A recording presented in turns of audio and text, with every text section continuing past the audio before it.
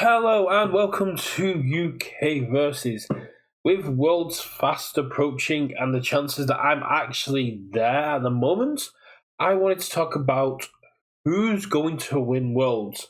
Not in terms of players, because there are some very good players going, and there are some absolute luck sacks like myself going, but more about what characters I would say to look out for that what we expect will most likely not be the outcome. Looking at the history of Worlds, as it was formerly known as the Heroes League Championship, during the first year of 2022, we were in a very aggressive meta. We were looking at cards like Tokiyami and Ojo 2, who were just absolutely dominating people. And I was absolutely dominated by a Tokiyami that was done by one of the competitors. I believe Michaela Nelson was the one I lost to. Then we're looking at the shift, because there was a few people that were playing Eraserhead, there were a few people that were playing Kurogiri and just trying to control that aggressive meta. But Broberg showed up and had this midnight deck, and I don't think he went down a game. I think he just absolutely dominated through this deck that was just aggressive, but utilizing that aggression very well. And I think the 1.3 million and the way that it was able to commit out and just going, yes, I have all these threats and you need to deal with them, as well as using things like Summon Dark Shadow outside of Tokiyami, using a lot of the very cool interactions with Award the Victor, and be able to utilize Chaos's aggression back then, before Chaos became very defensive, as well as the defense it did have a lot of breakers, caught people off guard. And Midnight's control aspect, when we were playing against decks that had a lot of keywords, Midnight being able to commit a foundation, reduce those keywords down, and because we were in essentially like we are now, a no block meta, because one with nature and other cards were kind of just saying you don't get to block, Midnight was a great answer to that, because it just went, I don't need these foundations if you're going to just make them very hard to block. So I'm just going to commit out and block what I can, and if you kill me, you kill me. If you don't, I'm going to kill you on the crackback, as well as make my attack even harder to hit. This is a very powerful deck, but was not the meta. This came completely kind of like out of left field. Then when we look at last year, when we had the first LCQs and we had some seats open for people to actually come and take part with, rather than just going through the points list, or it wasn't just invite only, people had a chance to fight their way in, and it did make for a very cool, very big event. And then we had Nicholas Reagan come through this Endeavor free list, and this was at the time where we were at a very kind of control-esque meta. We had our overhauls, we had our Razorheads, we had these cards that were just kind of going, we're going to play back and forth, we're going to see who leaves the opening first, and then we're going to abuse it. Whereas Nick Reagan deck just went, wee, super speedy attacks that you can't stop, because we're kind of in a control meta, and you can't overextend to block these because you don't know what's coming next, and just whack, whack, whack, whack, whack, die. Didn't go down a single game, didn't go down at all.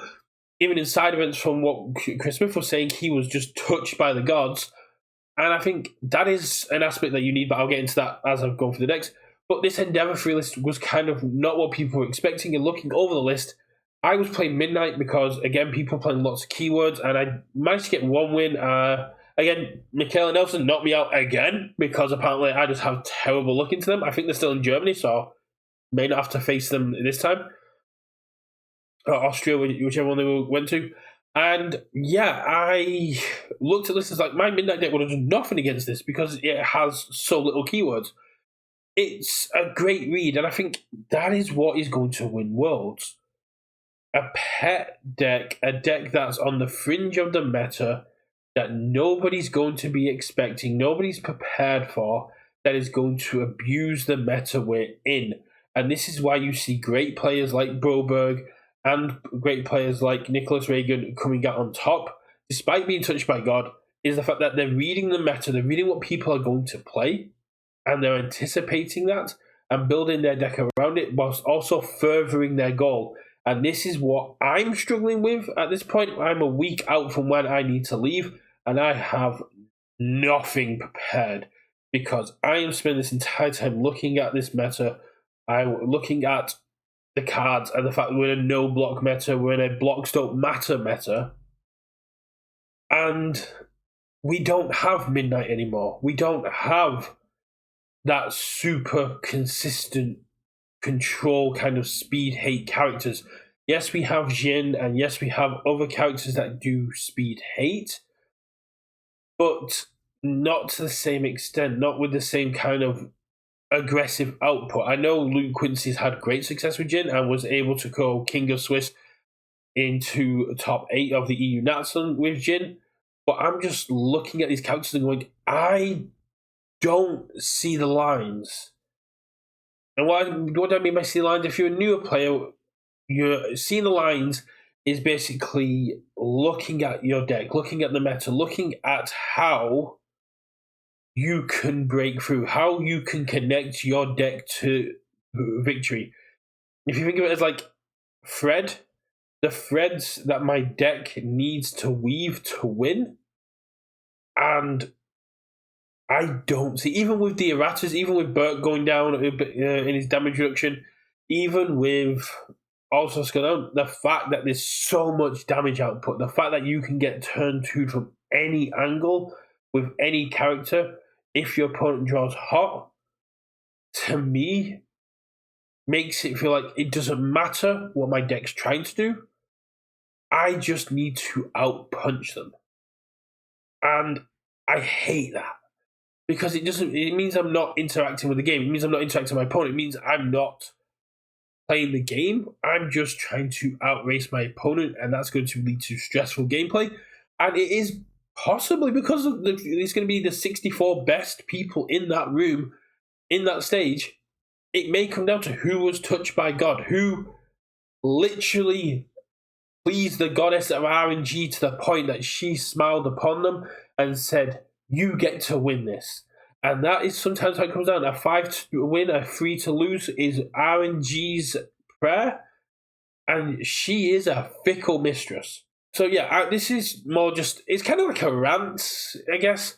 But I was just looking at the previous decks, looking at the previous ways that these players assess the meta and came up with their own picks. And I'm kind of looking at it, thinking Rodan might be a good choice because you get all these new all stuff from solo leveling, and you've got access to a lot more void attuned, and you've still got all the good all stuff, and you've got all the good air stuff, and you can kind of punch through. Whilst I'm also looking at Attack Titan Haymaker and be like, no one's really utilizing this, and it's got great stun capability, as well as possibly just running a charge package and going whack, whack, whack. But again, it comes down to drawing hot. I mean, I played a game last week where I was running Travis Tangerman's Crystalist. I played a Wall Maria's Might, drew 5 cards, and then had 10 grey cards in hand. I went, oh, well, I don't get to kill. It just comes down to luck is a massive factor, and anyone who tells you luck isn't a factor is lying to you. In this game, luck is a massive factor. The main thing to do is to utilize your luck through skill. A lucky player may beat a skilled player, but a lucky skilled player is beating everyone. Make your own luck. It's all well and good to say, oh, you got lucky because I checked a 5. Maybe that's down to the composition of your deck. Maybe that's what it's about. Controlled luck, controlling the variables, and going, yeah, I may have got lucky, but my deck was also geared towards making me more lucky and giving me an advantage against your kind of deck. And that's what we've seen with like Travis Tangerman with the NA Nats. His deck was geared to deal with all these decks that are trying to string, that are trying to utilize abilities around the discard and around checks and just going, yeah, go down. If he'd have brought that to EU, the amount of deck tech people had against runaway, responses, draw power, I don't know how far he'd have actually gotten, but it would have been very interesting to see. That's my 2 cents. I'm I'm perplexed. I'm looking at just running Dabby 1 for the sake of it. People want me to run Dabby 1. People want me to just do the crackback meme. I didn't do it last year. It's his last hurrah before he can no longer be played at Worlds, and it would cement me essentially as the world's best Dabby player. But I'm looking at it, and there's nothing he does that Godzilla doesn't do better. I can play the Chaos package, but I'm just looking at it going, Godzilla doesn't matter. Yeah, I can run Attack Titan Haymaker and stuff like that. I'm looking at Rhino 1 and going, he can run a lot of the stuff I want to run in Dabby, but have more of a control aspect. And this is kind of where I'm starting to fall off. How do I get the strings? How do I get them to connect? What character can I get to do that for me? And do I have the time to get the reps in? This is a video I'm going to do a little bit further on about how to become a world-class player, because apparently I am one, so I know I've put my thoughts on that, but that's a video to come in the future. But yeah, I just wanted to go through here and say, if you're looking at the LCQ, if you're looking at getting into Worlds, if you're looking at playing Worlds, look backwards. Look at what won. Look at the metas that they were in, and look at what won. Take a look at the Ojros that could turn 2, the Tokiyamas that can turn 2, and ask yourself, how did Broberg handle that? How did Broberg walk into this aggressive, your blocks don't matter meta, and walk away being world champ? How did Nicholas Reagan walk into, we're going to slow the game down, we're going to control the board, they're going to send these massive attacks with loads of damage, loads of speed, loads of punches, I'm going to keep healing, I'm going to have this control aspect. And how did Nicholas Reagan then walk away with the win? Young Choi was an absolute beast with that overhaul deck. It was so very aggressive, it was so very quick, and it knocked me down in round 2. I got 2-0'd after practice games against him where I was winning. And yeah, he got 2-0'd twice, I believe, by Nicholas Reagan, because he was prepared for that. He was prepared for a lot of stuff. So what characters do we have? What characters are currently in Standard that can take on Bert's damage output, Godzilla's damage output? Now that we're in a block, now that we've got a bit more block mouse because there's not as much DR, maybe Rodan comes back. Maybe we see a rise of Ghidorah control. Maybe there's a few characters that are now starting to come back. But I'm not too sure. I am getting very stressed out about it. I can feel it really affecting me. And for the last year, I've not let that get to me. I've not let the competitiveness and the stake of the events get to me. But it is now. It is really hitting hard. And I may need to give up. For my own sake, I may need to go, I'm going to do Phil Birch this year. I'm going to show up with a deck that is unique, one of a kind. No one else is going to play it. And if I lose, I lose. If I win, I win. It doesn't matter. I'm going to have fun and see friends rather than focusing on what will allow me to win. Because there are some people who get very caught up in being competitive, and unfortunately, I am one of them. I can get very caught up in being competitive, and it brings out a bad side of me, and I don't want that to be the side of me. But I've been ranting on for 15 minutes at this point, so I'm going to leave it there. If people are wondering what character I'm going to pick, I have no idea. I'm a week out from leaving, and I have no idea what I'm going to play. I'm going to keep speaking to the other EU lots. I've been looking at things like Cart Titan. I even looked at Midnight 2 at one point. I've been looking at all these cards because blocking is back. But while we still have Combined Firepower, Walk the Dog, City Rampage, I kind of need to be aware of what's going to be coming at me, and I need to find a way to deal with that. Anyway, thanks for watching. Let me know down below, what do you think is going to win Worlds? Who do you think is going to win Worlds? And if you do see my deck list for Worlds, which you may not, did I make the right choice? Is there someone I could have picked who's better? And I will catch you all in the next one. And if you're coming to Worlds, come say hello. I'm happy to talk about the game, happy to have some fun, and I will catch you all in the next one. It is the ultimate game night.